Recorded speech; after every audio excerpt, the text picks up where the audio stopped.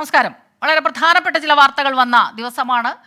ഏറ്റവും പ്രധാനം ലോക്സഭാ മത്സരങ്ങളുടെ സംസ്ഥാനത്തെ ചിത്രം ഏകദേശം വ്യക്തമായിരിക്കുന്നു എന്നുള്ളതാണ്. ഒടുവിൽ ഇപ്പോൾ CPI പട്ടികയും തയ്യാറായിരിക്കുന്നു.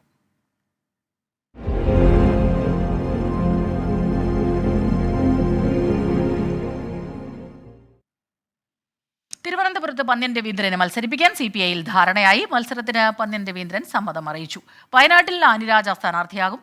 തൃശൂരിൽ VS സുനിൽകുമാർ, മാവേലിക്കരയിൽ CA അരുൺകുമാറും മത്സരിക്കും. അന്തിമ തീരുമാനം ഈ മാസം 26-ന് ചേരുന്ന സംസ്ഥാന നേതൃയോഗങ്ങളിൽ ഉണ്ടാകും. കോൺഗ്രസ് ഭൂരിപക്ഷം സിറ്റിംഗ് എംപിമാരെയും രംഗത്തിറക്കി മണ്ഡലം നിലനിർത്താൻ നോക്കുമ്പോൾ വൻ നേതൃനിരയെ തന്നെയാണ് CPIM രംഗത്തിറക്കുന്നത്. അതേസമയം KS ഹംസയുടെ സ്ഥാനാർത്ഥിത്വത്തിനു പിന്നിൽ ആരുടെയും സമ്മർദ്ദമില്ലെന്ന് CPIM സംസ്ഥാന സെക്രട്ടറി MV ഗോവിന്ദൻ. ആരുടെയും സമ്മർദ്ദത്തിന് വഴങ്ങി സ്ഥാനാർത്ഥി നിർണയം നടത്തുന്ന പാർട്ടിയല്ല CPIM എന്നും MV ഗോവിന്ദൻ പറഞ്ഞു. ഞാൻ പറഞ്ഞില്ലേ, ഒരാളുടെ സമ്മർദ്ദത്തിന് വഴങ്ങിയിട്ടാണോ പാർട്ടി പ്രവർത്തിക്കുക? പാർട്ടി പ്രവർത്തിക്കുന്നത് ആരുടെയെങ്കിലും സമ്മർദ്ദത്തിന് വഴങ്ങിയിട്ടാണോ? പാർട്ടിക്ക് സ്വതന്ത്രമായ നിലപാടില്ലേ? പാർട്ടി രാഷ്ട്രീയമായ കാഴ്ചപ്പാടില്ലേ? ഒരാളുടെയും സമ്മർദ്ദത്തിന് ഞങ്ങൾ വഴങ്ങാൻ ഉദ്ദേശിക്കുന്നില്ല. എന്നാൽ ഞാൻ നേരത്തെ പറഞ്ഞില്ലേ, ഞങ്ങൾക്ക് ആശ്രയിക്കാനാവാത്ത ആരും ഇവിടെ ഇല്ല. ഞങ്ങളെ ആശ്രയിക്കാനാവാത്ത ആളും ഇല്ല. ഇത് രണ്ടും കൂടി വന്നാൽ പിന്നെ എന്താ കേരളത്തിൻ്റെ ഒരു അവസ്ഥ?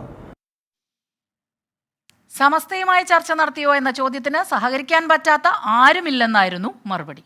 ഷഫീദ് റാവുത്തർ ചേരുന്നുണ്ട് വിവരങ്ങളുമായി. ഷഫീദ്, ഇന്നിപ്പോൾ CPIയുടെ സ്ഥാനാർത്ഥികളുടെ ആ ഒരു നിർണയം അത് ഏകദേശം തീരുമാനമായിരുന്നു മുൻപ് തന്നെ. ഇപ്പോൾ സുനിൽകുമാറിൻ്റെ കാര്യത്തിലൊക്കെ ആണെങ്കിൽ ശക്തമായ ത്രികോണ മത്സരം തന്നെയാണ് തൃശ്ശൂരിൽ നമ്മൾ പ്രതീക്ഷിച്ചിരുന്നത്. അത് അതുപോലെ തന്നെ സംഭവിച്ചിരിക്കുന്നു. VS സുനിൽകുമാർ, പന്ന്യൻ രവീന്ദ്രൻ, ആനിരാജ എത്തുമ്പോൾ തീർച്ചയായും അതിനൊരു ദേശീയ പ്രാധാന്യവും കൈവരുന്നു. അപ്പോൾ ഏകദേശ ധാരണയായി കഴിഞ്ഞിരിക്കുന്നു. തീർച്ചയായിട്ടും LDFനെ സംബന്ധിച്ച് അവരുടെ സ്ഥാനാർത്ഥി നിർണയം സംബന്ധിച്ച് ഏതാണ്ട് അന്തിമ തീരുമാനത്തിലേക്ക് എത്തിച്ചേർന്നിട്ടുണ്ട്. ഇനി ഔദ്യോഗിക പ്രഖ്യാപനം മാത്രമാണ് ബാക്കി. CPIM-ഉം CPI-യും 26-27 തീയതിയോടെ ഔദ്യോഗികമായി സ്ഥാനാർത്ഥികളെ പ്രഖ്യാപിക്കും എന്നുള്ളതാണ് നിലവിൽ നമുക്ക് ലഭിക്കുന്ന വിവരം. അതിൽ ഏറ്റവും പ്രധാനപ്പെട്ട കാര്യം 20 സീറ്റുകളിലും പരമാവധി വിജയസാധ്യതയുള്ള സൂപ്പർ ക്ലാസ് മണ്ഡലങ്ങളായി കണ്ട് അവിടെയൊക്കെ താരനിരകളെ ഇറക്കിയുള്ള പരീക്ഷണമാണ് LDF ഇക്കുറി നടത്തുന്നതിൽ. CPIM-ന്റെ 15 സീറ്റുകളിലെ സ്ഥാനാർത്ഥി പട്ടിക സംബന്ധിച്ച വിവരങ്ങൾ ഇന്നലെ പുറത്തു വന്നതാണ്.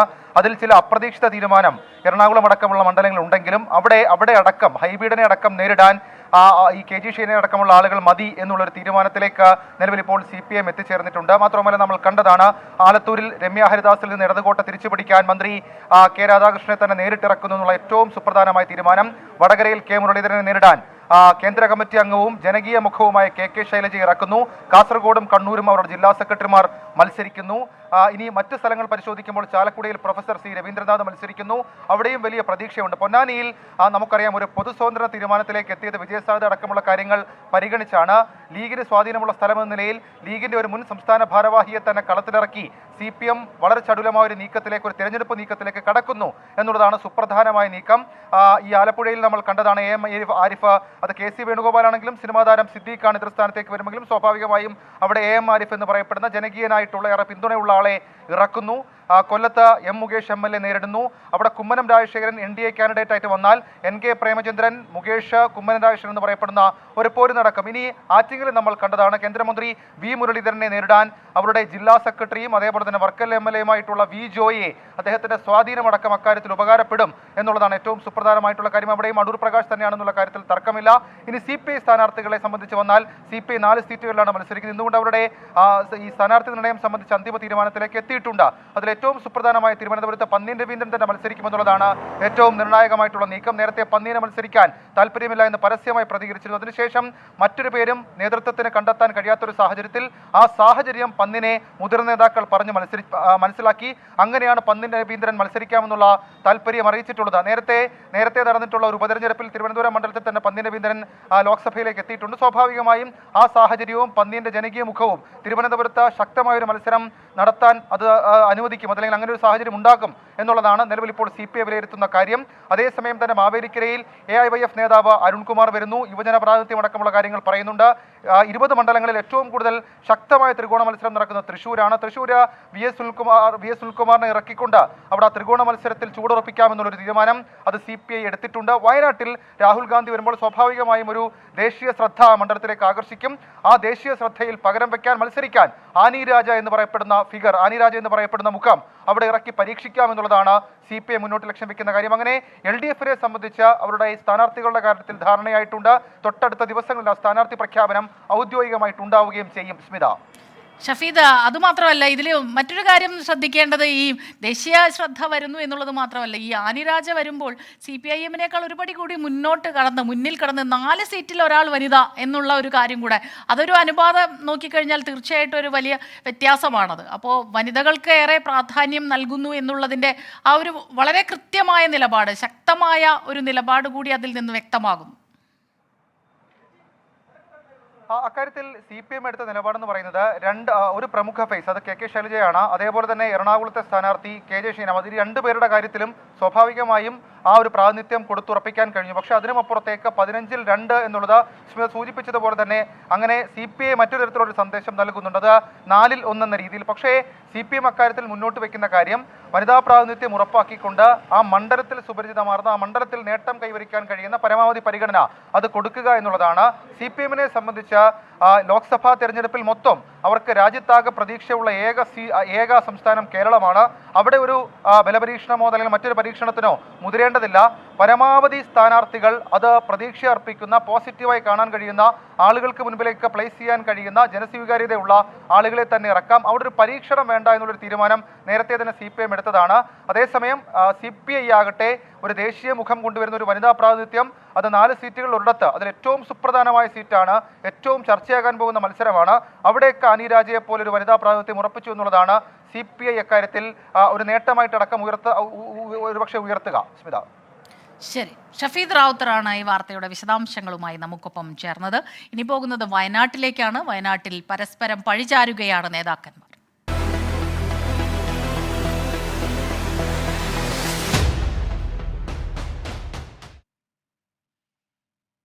വയനാട്ടിലെ വന്യജീവി ആക്രമണം നേരിടാൻ വനനിയമത്തിൽ ഭേദഗതി ആവശ്യമില്ല എന്ന് കേന്ദ്ര വനം പരിസ്ഥിതി മന്ത്രി ഭൂപേന്ദർ യാദവ്. ജീവന് പരിരക്ഷ നൽകണം എന്നതാണ് സർക്കാരിന്റെ നയം. കേരള, കർണാടക, തമിഴ്നാട് സംസ്ഥാനങ്ങൾ സംയുക്തമായി ആനത്താരകൾ അടയാളപ്പെടുത്തും. ഇരകൾക്ക് നൽകുന്ന നഷ്ടപരിഹാര തുക 10 ലക്ഷം കേന്ദ്രവിഹിതമാണെന്നും സംസ്ഥാനത്തിന് വേണമെങ്കിൽ കൂട്ടിച്ചേർക്കാമെന്നും കേന്ദ്രമന്ത്രി വ്യക്തമാക്കി. Under the Wildlife Protection Act 1972, under Section 11, enough power have been vested with the chief wildlife warden of the state. So power is already there. The state government wants, their power is with them, with their chief wildlife, the power is there. And under that power, he can issue permission to trap, catch or kill a problematic animal. അക്രമകാരികളായ വന്യമൃഗങ്ങളെ കൊല്ലാൻ സംസ്ഥാനത്തിന് അധികാരമുണ്ടെന്ന കേന്ദ്ര വനം മന്ത്രിയുടെ പ്രസ്താവന തെറ്റിദ്ധരിപ്പിക്കുന്നതാണെന്ന് സംസ്ഥാന വനം മന്ത്രി AK Saseendran പറഞ്ഞു. ഇരകൾക്ക് 10 ലക്ഷം രൂപ കേന്ദ്രം നൽകുന്നുണ്ടെന്ന വാദവും മന്ത്രി തള്ളി. കേന്ദ്രമന്ത്രിയുടെ പ്രസ്താവന രാഷ്ട്രീയ ലക്ഷ്യത്തോടെയാണെന്നാണ് വിമർശനം. വന്യജീവി സംരക്ഷണ നിയമങ്ങൾ മാറ്റി എഴുതാത്തത് തെമ്മാടിത്തരമാണെന്ന് തലശ്ശേരി ബിഷപ്പ് മാർ ജോസഫ് പാംപ്ലാനി കുറ്റപ്പെടുത്തി. മനുഷ്യ സംരക്ഷണ നിയമം കൊണ്ടുവരാൻ പാർലമെന്റും നിയമസഭയും തയ്യാറാകണം. എല്ലാം കേന്ദ്രത്തിന്റെ കയ്യിലാണെങ്കിൽ സംസ്ഥാനത്ത് എന്തിനാണ് വെള്ളാനയായി ഒരു വനം വകുപ്പെന്നും മാർ ജോസഫ് പാംപ്ലാനി ചോദിച്ചു. ബഹുമാനപ്പെട്ട മുഖ്യമന്ത്രി അങ്ങ് പറയാറുണ്ടല്ലോ, ഊരിപ്പിടിച്ച വാളുകൾക്ക് നടുവിലൂടെയാ ഞാൻ നടന്നു വന്നത് എന്ന്.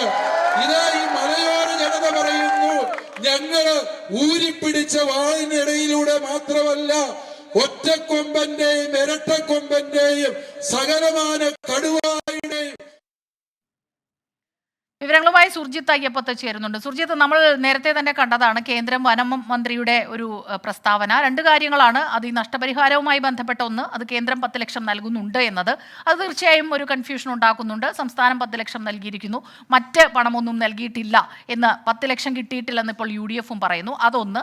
2, ഈ വന്യജീവി സംരക്ഷണവുമായി, വന്യജീവി സംരക്ഷണകളിൽ നിന്നുള്ള സംരക്ഷണവുമായി ബന്ധപ്പെട്ട് അത് ജീവന് ഭീഷണിയെങ്കിൽ വെടിവെച്ച് കൊല്ലാം എന്നുള്ള നിയമം അതുണ്ട് ഓൾറെഡി. അതങ്ങനെയല്ല എന്നിപ്പോൾ സംസ്ഥാന വനം വകുപ്പ് വ്യക്തമാക്കുകയും ചെയ്തിരിക്കുന്നു. അപ്പോൾ അത്തരത്തിലുള്ള വാദപ്രതിവാദങ്ങൾ തുടരുകയാണല്ലേ? സ്മിത, ഇന്ന് രാവിലെയാണ് കളക്ടറേറ്റിൽ അവലോകന യോഗം ചേർന്നത്. ഈ അവലോകന യോഗത്തിൽ കേന്ദ്രമന്ത്രി ഭൂപേന്ദർ യാദവിൻ്റെ നേതൃത്വത്തിലായിരുന്നു യോഗം. ഇതിൽ ഇവിടുത്തെ ജില്ലയിലെ വനംവകുപ്പ് ഉദ്യോഗസ്ഥരും CCF തലത്തിലുള്ള ഉദ്യോഗസ്ഥന്മാരും എല്ലാവരും തന്നെ പങ്കെടുത്തു. ജില്ലാ കളക്ടർ ഉണ്ടായിരുന്നു. ഇതിനുശേഷമാണ് അദ്ദേഹം വാർത്താ സമ്മേളനം നടത്തിയത്. അദ്ദേഹം വയനാടിന് വേണ്ടി പ്രത്യേക കാര്യങ്ങളൊന്നും തന്നെ പ്രഖ്യാപിച്ചിട്ടില്ല. അത്തരത്തിലുള്ള പ്രഖ്യാപനങ്ങൾ ഒന്നും ഉണ്ടായിട്ടില്ല. വന്യമൃഗശല്യത്തിൻ്റെ ഒരു സ്ഥിതി കുറയ്ക്കാനുള്ള ഒരു നിലയിലുള്ള പ്രഖ്യാപനങ്ങളോ പദ്ധതികളോ ഒന്നും തന്നെ പ്രഖ്യാപിച്ചില്ല. പക്ഷേ എന്തായാലും ഇതുമായി ബന്ധപ്പെട്ട് ചില കാര്യങ്ങൾ അദ്ദേഹം വെളിപ്പെടുത്തിയിട്ടുണ്ട്, വ്യക്തമാക്കിയിട്ടുണ്ട്. അതിൽ പ്രധാനമായും പറയുന്നത് കേരളവും കർണാടകവും തമിഴ്നാടും തമ്മിലുള്ള ഒരു ഏകോപനം സാധ്യമാക്കും എന്നുള്ള കാര്യമാണ്. അതിനു വേണ്ടി ഈ കോയമ്പത്തൂരിലെ സലീം അലി ഇൻസ്റ്റിറ്റ്യൂട്ടിനെ ചുമതലപ്പെടുത്തിയിട്ടുണ്ട്. മാത്രമല്ല ആനത്താരകൾ പുനഃസ്ഥാപിക്കാനുള്ള നടപടികൾ എടുക്കും എന്നുൾപ്പെടെയുള്ള കാര്യങ്ങൾ പറഞ്ഞിട്ടുണ്ട്.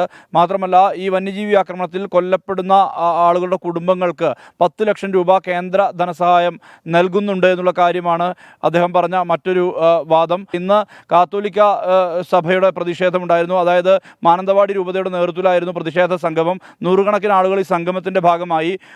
തലശ്ശേരി ബിഷപ്പായിട്ടുള്ള ജോസഫ് പാംപ്ലാനിയാണ് ഇതുമായി ബന്ധപ്പെട്ട പൊതുസമ്മേളനം ഉദ്ഘാടനം ചെയ്തത്. അദ്ദേഹം രൂക്ഷമായി സർക്കാരുകൾ വിമർശിക്കുന്ന തരത്തിലാണ് അദ്ദേഹത്തിൻ്റെ പ്രസംഗം ഉണ്ടായത്. ഈ വന്യജീവി നിയമങ്ങൾ മാറ്റിയെഴുതാത്തത് തെമ്മാടിത്തരം എന്നുള്ള വാക്കാണ് അദ്ദേഹം ഉപയോഗിച്ചത്. ഈ സർവ്വതിനും കേന്ദ്രത്തെ പഴിക്കുന്ന LDF സർക്കാരിൻ്റെ MP തന്നെ കേന്ദ്ര വനമന്ത്രി നൽകിയ മറുപടി ഇതിനകം പുറത്തു വന്നിട്ടുണ്ട്. അതിൽ ജനജീവിതത്തിനും സ്വത്തിനും ഭീഷണിയായ മൃഗങ്ങളെ ഇല്ലാതാക്കാൻ ചീഫ് വൈൽഡ് ലൈഫ് വാർഡന് ഉത്തരവിടാമെന്നുള്ളത് കൃത്യമായ നിർദ്ദേശമുണ്ട്. എന്തുകൊണ്ടാണ് ഇത്തരത്തിൽ നടപടിയെടുക്കാത്തതെന്ന് ചോദ്യം കൂടി ഉന്നയിക്കുന്നുണ്ട്. ഈ പ്രതിഷേധിച്ചവർക്കെതിരെ കേസെടുത്ത നടപടിക്കെതിരെയും പാംപ്ലാനി രംഗത്തെത്തി. ഈ വനമന്ത്രിക്കെതിരെ കരിങ്കൊടി കാട്ടിയ KSU പ്രവർത്തകരെ അറസ്റ്റ് ചെയ്യുന്ന നടപടിയും ഇന്ന് ഉണ്ടായിട്ടുണ്ട്. ശരി, സുർജിത്ത് അയ്യപ്പത്താണ് വിവരങ്ങളുമായി ചേർന്നത്. പക്ഷേ ഇപ്പോൾ വനം വകുപ്പിന്റെ ഒരു വിശദീകരണം എത്തിയിട്ടുണ്ട്. കൃത്യമായി ആ കണക്കുകളെല്ലാം കാണിക്കുന്നു ഏത് രീതിയിലാണ് വന്യജീവി ആക്രമണങ്ങളിൽ പ്രതിഷേധിക്കേണ്ടത്. അത് ഏറ്റവും ഒടുവിൽ മാത്രമാണ് വന്യജീവികളെ കൊല്ലാനുള്ള ആ ഒരു നിയമത്തിലുള്ളത്, അങ്ങനെ ഒരു ക്ലോസ് നിയമത്തിലുള്ളതെന്നാണ് പറഞ്ഞിട്ടുള്ളത്. വാർത്തകളിലേക്ക് വീണ്ടും. മലപ്പുറം എടവണ്ണപ്പാറയിൽ 17-കാരിയെ പുഴയിൽ മരിച്ച നിലയിൽ കണ്ടെത്തിയ സംഭവത്തിൽ പുതിയ വെളിപ്പെടുത്തൽ. പെൺകുട്ടിയുടെ മൃതദേഹം പുഴയിൽ നിന്ന് കണ്ടെത്തുമ്പോൾ വസ്ത്രമുണ്ടായിരുന്നില്ലെന്ന് അയൽവാസി. പുഴയിൽ ചാടി ആത്മഹത്യ ചെയ്തെങ്കിൽ മൃതദേഹം പൊങ്ങാനുള്ള സമയമായില്ലെന്നും അയൽവാസി ജുവായിരിയ പറഞ്ഞു. അവള് ഒരു 5:45 സമയത്തൊക്കെ ഇതിലൂടെ പോകുന്നതായിട്ട് എല്ലാവരും പോവാറുണ്ട്. അതേപോലെ പോവാന്ന് വിചാരിച്ചു. ബോഡി ഏകദേശം ഒരു 7:15-7:30 ആയ ഒരു സമയത്താണ് ബോഡി കാണുന്നത്. വേറെ എന്തെങ്കിലും സംശയിക്കാന്ന് വെച്ചാൽ കുട്ടിക്ക് മെൻ്റലി ഡിപ്രസ്ഡ് ആയിരുന്നു എന്നുള്ളത് വീട്ടുകാർ പറയുന്നുണ്ട്. പക്ഷേ എന്താ പറയുക, ബോഡി പൊങ്ങാനുള്ളൊരു സമയം 24 മണിക്കൂർ ആയിട്ടില്ല. പിന്നെ പോരാത്തതിന് കുട്ടിയുടെ ശരീരത്തിൽ മുകളിലിട്ട വസ്ത്രം ഇല്ലായിരുന്നു എന്നുള്ള ഒക്കെ ഒരു സംശയത്തിനുള്ളൊരു ഇടവരുത്തുന്ന പോലൊരു ചർച്ച വരുന്നുണ്ട്. പുഴയിൽ നിന്ന് കുട്ടിയുടെ വസ്ത്രങ്ങൾ കണ്ടെത്തി. മരണത്തിൽ കരാട്ടെ പരിശീലകനെ അറസ്റ്റ് ചെയ്തിട്ടുണ്ട്. വി സിദ്ദിഖ് അലിക്കെതിരെ പോക്സോ വകുപ്പുകളാണ് ചുമത്തിയിട്ടുള്ളത്. വിവരങ്ങളുമായി മലപ്പുറത്ത് നിന്ന് സമീർ ബിൻ കരീം ചേരുന്നുണ്ട്. സമീർ, ഇയാൾക്കെതിരെ കേസെടുക്കാൻ ഇയാളെ അറസ്റ്റ് ചെയ്യാനുള്ള ഒരു കാരണം എന്താണ്? കാര്യം തുടക്കം മുതൽ ഒരു ദുരൂഹതയുണ്ട് ഈ കാര്യത്തിൽ. സ്മിത, ഈ 17 വയസ്സുകാരുടെ മൃതദേഹം പുഴയിൽ കണ്ടെത്തിയതിന് പിന്നാലെ ഈ പെൺകുട്ടിയുടെ കുടുംബം പോലീസിൽ പരാതി നൽകിയിരുന്നു. ഈ പരാതിയിൽ പറഞ്ഞത് പ്രകാരമായിരുന്നു, അതായത് കരാട്ടെ പഠിപ്പിക്കുന്ന സമയത്ത് കരാട്ടെ പരിശീലകനായിട്ടുള്ള ഈ സിദ്ദിഖ് അലി എന്ന് പറയുന്നയാൾ ഈ പെൺകുട്ടിയെ ലൈംഗിക പീഡനത്തിന് ഇരയാക്കിയിരുന്നു. ഇക്കാര്യത്തിൽ കുട്ടി മാനസിക സമ്മർദ്ദവും നേരിട്ട ഒരു സാഹചര്യം ഉണ്ടായിരുന്നു. അതുകൊണ്ട് സിദ്ദിഖ് അലിയാണ് ഈ മരണത്തിന് കാരണമെന്ന് ചൂണ്ടിക്കാട്ടി പെൺകുട്ടിയുടെ കുടുംബം വാഴക്കാട് പോലീസിനെ സമീപിച്ചു. തുടർന്ന് ഇന്നലെ രാത്രിയോടുകൂടി ഇയാളെ കസ്റ്റഡിയിലെടുക്കുകയും പിന്നീട് പോലീസ് അറസ്റ്റ് ചെയ്യുകയുമാണ് ഉണ്ടായത് എന്നുള്ളതാണ് വളരെ പ്രധാനപ്പെട്ടതായിട്ടുള്ള കാര്യം. ഇയാൾക്കെതിരെ നിലവിൽ പോക്സോ വകുപ്പ് പ്രകാരമുള്ള കുറ്റങ്ങളാണ് നിലവിൽ പോലീസ് ചുമത്തിയിരിക്കുന്നത്.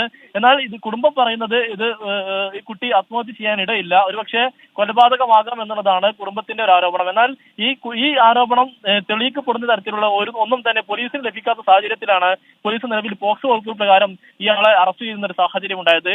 ഇക്കഴിഞ്ഞ തിങ്കളാഴ്ചയാണ് രാത്രി 8 മണിയോട് കൂടി ഈ കുട്ടിയുടെ മൃതദേഹം ചാലിയാർ പുഴയിൽ കാണുന്ന ഒരു സാഹചര്യം ഉണ്ടായത്. അന്ന് ഈ ശരീരത്തിൽ വസ്ത്രങ്ങളൊന്നും തന്നെ ഉണ്ടായിരുന്നില്ല എന്നുള്ളതാണ് ദൃക്സാക്ഷികൾ ഒപ്പം തന്നെ വ്യക്തമാക്കുന്നത്. പിന്നീട് ഇന്ന് ഇതുമായി ബന്ധപ്പെട്ട് മുങ്ങൽ വിദഗ്ധർ അടക്കമുള്ളവർ സംഭവ സ്ഥലത്തെത്തി പരിശോധന നടത്തിയപ്പോൾ പെൺകുട്ടി അന്ന് ധരിച്ചിരുന്ന വസ്ത്രം ഇന്ന് ഈ പെൺകുട്ടിയെ ബോഡി കിട്ടിയ സ്ഥലത്തിന് സമീപത്തിൽ നിന്ന് കണ്ടെത്തുന്ന ഒരു സാഹചര്യം ഉണ്ടായിട്ടുണ്ട്. നേരത്തെ ഈ സിദ്ദിഖ് അലിക്കെതിരെ ഈ പെൺകുട്ടി CWC മുഖേന പോലീസിനെ സമീപിച്ചിരുന്നു. അന്ന് മാനസിക സമ്മർദ്ദം മൂലം പെൺകുട്ടിക്ക് മൊഴി നൽകാൻ ആയില്ല. അങ്ങനെ ഈ സംഭവം നീണ്ടുപോവുകയായിരുന്നു. അതിനിടയിൽ ഈ കുടുംബം ഈ പ്രതിക്കെതിരെ നിയമപരമായി നീങ്ങാനുള്ള ഒരുക്കങ്ങൾക്കിടയിലാണ് ഈ പെൺകുട്ടിയെ മരിച്ച നിലയിൽ കാണുന്ന ഒരു സാഹചര്യം ഉണ്ടായത്. സ്മിത, എടവണ്ണപ്പാറയിലെ പെൺകുട്ടിയുടെ മരണത്തിൽ കരാട്ടെ പരിശീലകനെ ഇപ്പോൾ അറസ്റ്റ് ചെയ്തിട്ടുണ്ട്. വി സിദ്ദിഖലി എന്ന ഈ കരാട്ടെ പരിശീലകനെതിരെ പോക്സോ വകുപ്പുകളാണ് ഇപ്പോൾ ചുമത്തിയിട്ടുള്ളത്. സമീർ ബിൻ കരീം വിവരങ്ങൾ നൽകുകയായിരുന്നു മലപ്പുറത്തു നിന്ന്. പഞ്ചാബ് ഹരിയാന അതിർത്തിയിൽ സമരത്തിനിടെ കർഷകൻ കൊല്ലപ്പെട്ടതിൽ പ്രതിഷേധം ശക്തമാകുന്നു. BJP നേതാക്കളുടെ വസതികളിലേക്ക് കർഷകർ ട്രാക്ടർ മാർച്ച് നടത്തി. കേന്ദ്ര സർക്കാരുമായി തൽക്കാലം ചർച്ച വേണ്ട എന്നാണ് സംഘടനകളുടെ തീരുമാനം. യുവകർഷകൻ കൊല്ലപ്പെട്ടതിൽ പഞ്ചാബ് സർക്കാരും മറുപടി പറയണമെന്ന് പ്രതിഷേധക്കാർ ആവശ്യപ്പെട്ടു. വിവരങ്ങളുമായി നിതിൻ അംബുജൻ ചേരുന്നുണ്ട്. നിതിന് വലിയ പ്രതിഷേധങ്ങൾ, അത് കനത്ത രീതിയിൽ തന്നെ ശക്തമായ പ്രതിഷേധത്തിലേക്ക് ഇപ്പോൾ അവർ കടക്കുന്നു എന്നാണോ? സ്മിത, ശക്തമായ പ്രതിഷേധത്തിൽ തന്നെയാണ് കർഷകർ കടക്കുന്നത്. ശക്തമാക്കാൻ ഒരുക്കിയിരിക്കുകയാണ് കർഷക സംഘടനകൾ. നാളെ കരിദിനം ആചരിക്കാനും തീരുമാനിച്ചിട്ടുണ്ട്. തിങ്കളാഴ്ച ദേശീയ തലത്തിൽ ട്രാക്ടർ റാലികൾ നടത്താനും അതോടൊപ്പം തന്നെ അടുത്ത മാസം 14 ഡൽഹിയിൽ കിസാൻ മഹാപഞ്ചായത്ത് നടത്താനും കർഷക സംഘടനകൾ ഇന്നത്തെ സംയുക്ത യോഗത്തിൽ തീരുമാനിച്ചു. അതോടൊപ്പം തന്നെ ഡൽഹിയിലേക്ക് പോകുന്നതും കർഷകർ സംഘടനകൾ ഇപ്പോൾ തീരുമാനിച്ചിട്ടുണ്ട്. മറ്റന്നാളോടുകൂടി തന്നെ ഡൽഹിയിലേക്ക് വീണ്ടും നീങ്ങാൻ എന്നുള്ളൊരു തീരുമാനത്തിലേക്കാണ് ഇപ്പോൾ കർഷക സംഘടനകൾ എത്തുന്നത്. കഴിഞ്ഞ ദിവസമാണ് ഖനൌരിയിൽ കർഷകൻ കൊല്ലപ്പെടുന്ന ഒരു സാഹചര്യമുണ്ട്. അതിനുശേഷമാണ് 2 ദിവസത്തേക്ക് ഡൽഹി ചലോ മാർച്ച് നിർത്തിവെക്കുന്ന ഒരു നിലപാട് സ്വീകരിച്ചത്. എന്തായാലും പ്രതിഷേധം BJP നേതാക്കളുടെ വസതികളിലേക്ക് ട്രാക്ടർ മാർച്ച് നടത്താനും റോഡ് തടയൽ സമരം ശക്തമാക്കാനുമാണ് കർഷക സംഘടനയുടെ തീരുമാനം. കൂടാതെ കേന്ദ്ര സർക്കാരുമായുള്ള ചർച്ചയ്ക്ക് തൽക്കാലം പങ്കെടുക്കേണ്ടതില്ല, അവരുമായി സഹകരിക്കേണ്ടതില്ല എന്നാണ് ഇപ്പോൾ കർഷക സംഘടനകളുടെ തീരുമാനം വന്നിരിക്കുന്നത്. മാത്രമല്ല ഇന്ന് ശംഭുവിലും കനൌരിയിലും സമാധാനപരമായിരുന്നു സമരം. ഇനിയുള്ള ദിവസങ്ങളിൽ ഒരുപക്ഷെ ഡൽഹിയിലേക്ക് നീങ്ങുമ്പോൾ സ്വാഭാവികമായിട്ടും വീണ്ടും വലിയ സംഘർഷങ്ങൾക്ക് പോകുന്ന സാഹചര്യമാണ് നിലവിൽ ഇരു അതിർത്തികളിലും ഉള്ളത്. സ്മിത, സമരത്തിനിടെ കർഷകൻ കൊല്ലപ്പെട്ടതിനെ തുടർന്ന് വലിയ പ്രതിഷേധത്തിലേക്ക് കടക്കുകയാണ് കർഷകർ. നിതിൻ അംബുജനാണ് വിവരങ്ങളുമായി നമുക്കൊപ്പം ചേർന്നത്. ബംഗാളിലെ സിലിഗുഡി സഫാരി പാർക്കിലെ സിംഹങ്ങളുടെ പേര് വിവാദത്തിൽ അതൃപ്തി പ്രകടിപ്പിച്ച് കൽക്കട്ട ഹൈക്കോടതി. സിംഹങ്ങൾക്ക് അക്ബർ, സീത എന്ന പേരിട്ടത് ശരിയായില്ല എന്ന് ഹൈക്കോടതി വ്യക്തമാക്കി. വിവാദങ്ങൾ ഒഴിവാക്കാൻ സർക്കാർ ആവശ്യമായ നടപടി സ്വീകരിക്കണമെന്നും കോടതി നിർദ്ദേശിച്ചു. പേരിട്ടത് ത്രിപുര സർക്കാരാണെന്നും മാറ്റാൻ തയ്യാറാണെന്നും ബംഗാൾ സർക്കാർ വിശദീകരിക്കുകയും ചെയ്തു. രാധാകൃഷ്ണൻ ചേരുന്നുണ്ട് ഡൽഹിയിൽ നിന്ന് വിവരങ്ങളുമായി. ആർക്കെ ഇന്നലെ പറഞ്ഞ കാര്യങ്ങൾ, അത് ഇത്തരത്തിൽ പേരിട്ടതിൽ വലിയ പ്രശ്നമില്ല, എന്തിനാണ് ഇത്തരത്തിലൊരു വിവാദം എന്നുള്ള രീതിയിലായിരുന്നു കോടതിയെങ്കിലും ഇന്നിപ്പോൾ നേരെ തിരിഞ്ഞിരിക്കുന്നു കാര്യങ്ങൾ. സ്മിത, ഇതിന് ഇന്ന് വിശദീകരണത്തിന് സമയം ചോദിച്ച ഇതിന്റെ ഹർജിക്കാർ അവർ ഇന്ന് ചൂണ്ടിക്കാട്ടിയത് ഇത്തരത്തിലുള്ള ഒരു സംഭവം നടന്നതിന് ശേഷം വ്യത്യസ്തങ്ങളായിട്ടുള്ള ഇടങ്ങളിൽ ബംഗാളിൽ ഇതിന്റെ പേരിൽ ഉണ്ടായിരിക്കുന്ന തർക്കങ്ങളെ സംബന്ധിച്ചും സംഘർഷങ്ങളെ സംബന്ധിച്ചും ഉള്ള ഒരു നീണ്ട പട്ടിക ഇതുമായി ബന്ധപ്പെട്ട് കോടതിയിൽ അവർ ഹാജരാക്കി. ഇതാണ് കോടതിയെ ഇത്തരത്തിലുള്ള അഭിപ്രായത്തിലേക്ക് പ്രേരിപ്പിച്ചത്. സമൂഹം കൃത്യമായിട്ടുള്ള രീതിയിൽ മുന്നോട്ട് പോകുമ്പോൾ അതിന് ഏതെങ്കിലും വിധത്തിലുള്ള ഒരു സ്പർദ്ധ ഉണ്ടാക്കുന്ന നടപടികൾ അധികാര സ്ഥാനങ്ങളുടെ ഭാഗത്ത് നിന്ന് ഉണ്ടാകരുത് എന്ന് കോടതി പറഞ്ഞു. തെറ്റാണോ തെറ്റല്ലയോ എന്നുള്ളതല്ല പ്രശ്നം, മറിച്ച് വ്യത്യസ്ത വിഭാഗങ്ങൾ തമ്മിൽ സൗഹാർദ്ദപരമായിട്ടുള്ള സാഹചര്യം ഉണ്ടാക്കുക എന്നുള്ളതാണ് ഈ ഭരണകൂടങ്ങളുടെ ലക്ഷ്യം എന്ന വിശദീകരണമാണ് കോടതി ഇക്കാര്യത്തിൽ പറഞ്ഞത്. മാത്രമല്ല, ഈ പേരിടുമ്പോൾ അത് ഈ പട്ടിക്കും പൂച്ചയ്ക്കും ഒക്കെ ഇങ്ങനെ ദൈവങ്ങളുടെ പേര് ഇടുന്ന ഒരു പതിവ് ഉണ്ടോ എന്നുള്ള ഒരു ചോദ്യം കൂടി കോടതി ചോദിച്ചു. ഈ അഭിഭാഷകനോട്, ഈ സർക്കാർ അഭിഭാഷകനോട് അദ്ദേഹത്തിന്റെ വീട്ടിലെ നായയ്ക്ക് ഇട്ടിരിക്കുന്ന പേരെന്താണ് എന്നൊക്കെ കോടതി ചോദിക്കുകയും ചെയ്തു. അതിനുശേഷമാണ് ഇങ്ങനെ ഒരു സംഘർഷത്തിന് കാരണമാകുന്ന വിധത്തിൽ കാര്യങ്ങൾ, ഈ മൃഗങ്ങളുടെ പേരുകൾ ഒന്നും എത്തുന്നത് ഉചിതമല്ല എന്ന് വിവരങ്ങളുമായി ചേർന്നത്. മറ്റൊരു പ്രധാനപ്പെട്ട വാർത്തയിലേക്ക് കൂടി കടക്കുകയാണ്. KSRTCക്ക് പുതിയ CMD, അഡീഷണൽ ഗതാഗത കമ്മീഷണറും KSRTC ജോയിന്റ് MDയുമായിരുന്ന പ്രമോദ് ശങ്കറിനെയാണ് ചെയർമാനും മാനേജിംഗ് ഡയറക്ടറുമായി നിയമിച്ചത്. ബിജു പ്രഭാകരനെ വ്യവസായ വകുപ്പിലേക്ക് മാറ്റിയ സാഹചര്യത്തിലാണ് പുതിയ നിയമനം. അഖിൽ ഷാ തിരുവനന്തപുരത്ത് നിന്നും ചേരുന്നുണ്ട്. അഖിൽ ഷാ, വിവരങ്ങൾ. സ്മിത, ഈ നേരത്തെ ഉണ്ടായിരുന്ന KSRTC CMD ഇപ്പോൾ വന്ന ഗതാഗത മന്ത്രി KB ഗണേഷ് കുമാറുമായി ചില പ്രശ്നങ്ങൾ, ചില അസ്വസ്ഥതകളൊക്കെ ഉണ്ടായിരുന്നു. അതിന് പിന്നാലെയാണ് അദ്ദേഹം അവധിയിലേക്ക് പോവുകയും കുറച്ച് ദിവസങ്ങൾക്ക് മുൻപ് തന്നെ ഇദ്ദേഹത്തെ ഈ മന്ത്രിയുമായി ബന്ധപ്പെട്ട ഗതാഗത വകുപ്പിൽ നിന്ന് മാറ്റി വ്യവസായ വകുപ്പ് സെക്രട്ടറിയാക്കി ബിജു പ്രഭാകരനെ നിയമിച്ചുകൊണ്ടുള്ള ഉത്തരവ് വന്നത്. അതിന് പിന്നാലെയാണ് ഇന്നിപ്പോൾ വൈകിട്ടോടുകൂടി പ്രമോദ് ശങ്കറിനെ ഈ KSRTC CMD ആയുള്ള ചുമതലയും അതുപോലെ തന്നെ മറ്റു ചുമതലകളും ഏൽപ്പിച്ചുകൊണ്ടുള്ള ഉത്തരവ് ഇപ്പോൾ വന്നിട്ടുള്ളത് എന്തായാലും ഈ വകുപ്പിൽ കാര്യമായ ഒരു വ്യക്തതയുള്ളൊരു ആളാണ് ഈ പ്രമോദ് ശങ്കർ എന്ന് പറയുന്നത്. ഒപ്പം ഈ കുറച്ച് വർഷങ്ങളായി തന്നെ ഗതാഗത വകുപ്പുമായി ബന്ധപ്പെട്ട് പ്രവർത്തിക്കുന്ന ആൾ കൂടിയാണ്. പ്രത്യേകിച്ച് ഈ സാമ്പത്തിക പ്രതിസന്ധി അടക്കമുള്ള KSRTCയിലെ പ്രതിസന്ധികൾ നിലനിൽക്കുമ്പോൾ തന്നെയാണ് ഇദ്ദേഹവും ഇത്തരത്തിൽ CMD ആയും അതുപോലെ തന്നെ ഗതാഗത സെക്രട്ടറി ആയും വരുന്നത്. അതുകൊണ്ട് തന്നെ ഇദ്ദേഹത്തിന്റെ പരിഷ്കാരങ്ങളാണ് തിരുവനന്തപുരത്ത് നിന്ന് ഈ വാർത്തയുടെ വിശദാംശങ്ങളുമായി നമുക്കൊപ്പം ചേർന്നത്. ഇതോടെ ഈ വാർത്താ ബുള്ളറ്റിൻ പൂർണ്ണമാവുകയാണ്. ലോകത്തെവിടെയായാലും ഏത് സമയത്തും 24 വാർത്തകളും ഓഗ്മെന്റഡ് റിയാലിറ്റി പാക്കേജുകളും എക്സ്പ്ലെയിനറുകളും വിശദമായി കാണാൻ ഞങ്ങളുടെ YouTube ചാനൽ നിങ്ങൾക്ക് സബ്സ്ക്രൈബ് ചെയ്യാം.